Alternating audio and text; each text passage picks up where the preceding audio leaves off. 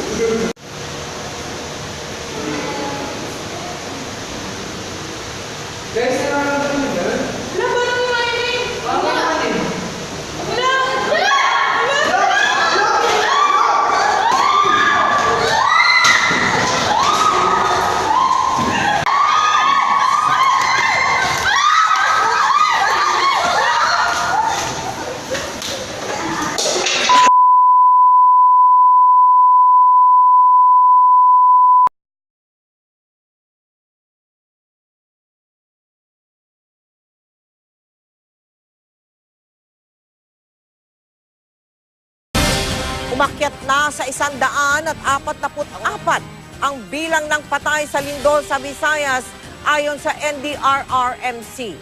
Halos 300 pa ang sugatan mula sa pagyanig. Bukod sa mga buhay na apektado, napakaraming istruktura rin ang magiging alaala na lang dahil sa pinsala ng lindol.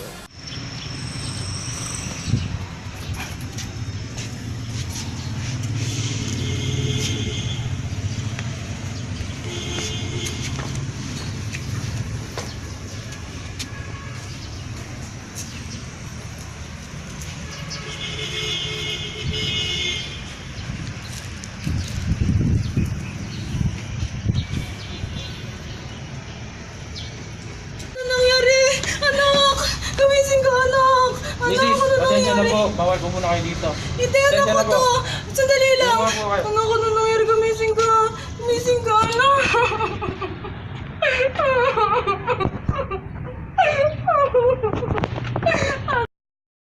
Sa buhay natin, may mga pangyayari na hindi natin inaasahang darating.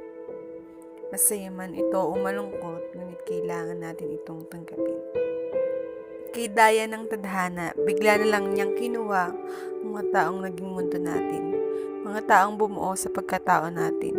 Isang pangyayaring nagpagho sa aking mundo, trahedyang bumawi sa buhay ng mga kaibigan ko. Minsan sumagi sa aking isip na ang daya ng Diyos dahil hindi pa niya ako sinama sa kanila. Dahil patagal ng patagal para akong pinapatay sa sakit ng pagkawala nila.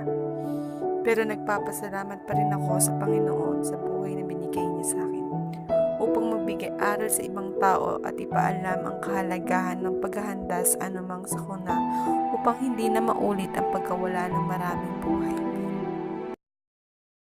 How to survive during an earthquake. Trapped to the ground, take cover by getting under a sturdy table or any other piece of furniture and hold on until the shaking stops. Stay away from glass window, outside doors and walls, and anything that could fall such as lighting, fixture, or furniture. Stay inside until the shaking stops and it's safe to go outside. Do not exit a building during a shaking. Do not use the elevator. Be aware that the electricity may go out or sprinkler system or fire alarm may turn on.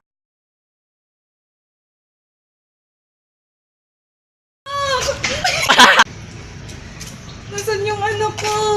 Nasaan yung anak ko? Anak! Hala!